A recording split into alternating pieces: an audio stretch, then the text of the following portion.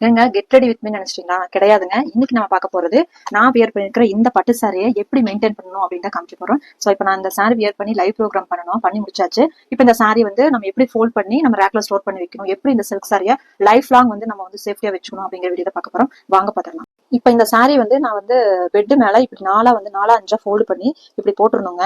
So blouse also இந்த மாதிரி நம்ம பேக் சைடா வந்து திருப்பி நம்மளோட ஸ்வெட் எல்லாம் போகிற மாதிரி இப்படி விரிச்சு வச்சிடணும். சரிங்களா? இதை விரிச்சு வச்சுட்டு ஒரு ஹாஃப் அன் அவருக்கு இதை டிஸ்டர்ப் பண்ணாதீங்க. பெட் மேலன்னு கிடையாது, நீங்க சோஃபா சேர் இதுல வேணா போட்டு வச்சுக்கலாம். ஆனா இந்த மாதிரி ஸ்ப்ரெட் பண்ணி விட்டுருங்க. நெக்ஸ்ட் பாத்தீங்கன்னா இந்த சாரி வந்துட்டு ஃபோல்டிங் பண்ணும்போது உங்களுக்கு ஆப்போசிட் சைட்ல ஃபோல்ட் பண்ணுங்க. இப்போ நம்ம அயன் பண்ணும்போது பாத்தீங்கன்னா இந்த ஃபோல்டு இருந்துச்சு, நான் அப்படியே ஆப்போசிட்டா ஃபோல்ட் பண்ணிருக்கேன். ஸோ இந்த ஃபோல்டுமே வந்து கரெக்டா வராத மாதிரி நீங்க ஒண்ணுக்கு பின் முரணா வந்து மாத்தி ஃபோல்ட் பண்ணணும். நீட்டா ஃபோல்ட் பண்ணிக்கோங்க. சும்மா ரஃப் ஃபோல்டிங் மட்டும் பண்ணிக்கோங்க. நான் அப்படிதான் பண்ணிருப்பேன். எந்த ஃபோல்டுமே அது மேலேயே நிக்காது, மாத்தி பண்ணிடுவேன். இப்படி வச்சீங்கன்னா மடிப்பில கிழிஞ்சு போகுங்கிற அந்த கவலை இருக்காது. ஸோ இதை வந்து நீங்க நீட்டா ஒரு ஹாஃப் அன் அவர் கழிச்சு சாரியில் இருக்கிற எந்த ஒரு அந்த இதுவுமே இல்லாம இருக்கும்போது இப்படி வந்து நீட்டா மடிச்சுக்கோங்க. அதே மாதிரிதான் பிளவுஸ் நீட்டா மடிச்சு வச்சுக்கோங்க. ஸோ அப்படியே வந்து பிளவுஸ் ஆல்சோ இதே மாதிரி ரொட்டேட் பண்ணி, அதாவது பிளவுஸையுமே இந்த மாதிரி திருப்பி மடிச்சு வச்சுக்கோங்க. நான் பாத்தீங்கன்னா இந்த காட்டன் கிளாத்ல தாங்க நான் வந்து இந்த சில்க் சாரீஸ் எல்லாம் மெயின்டைன் பண்றேன்.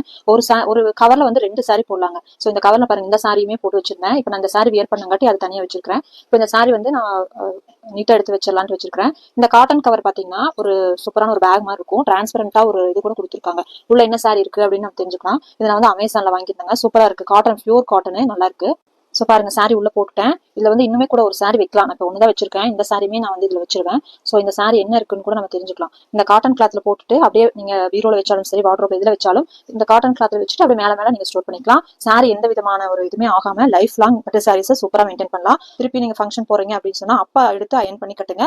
அயன் பண்ணி ஸ்டோர் பண்ணக்கூடாது. சரிங்களா? அப்படி நீங்க கட்டவே இல்லை, ரொம்ப நாளா ஸ்டோர் பண்ணிருக்கீங்க அப்படின்னா ஒரு 6 months ஒன்ஸ் வந்து வெளியே எடுத்து ரீஃபோல்ட் பண்ணி திருப்பி உள்ள வச்சிருங்க. சரிங்களா? இப்படி மெயின்டைன் பண்ணீங்கன்னா சாரி வந்து உங்களுக்கு எப்பவும் போல புதுசா ஃப்ரெஷ்ஷா அப்படியே இருக்கும். ஸோ இந்த மாதிரி இன்ட்ரெஸ்டிங் வீடியோஸ் அண்ட் டிப்ஸ் பார்க்கறதுக்கு நம்ம பேஜ் ஃபாலோ பண்ணிக்கோங்க. தேங்க்யூ ஃபார் வாட்சிங்.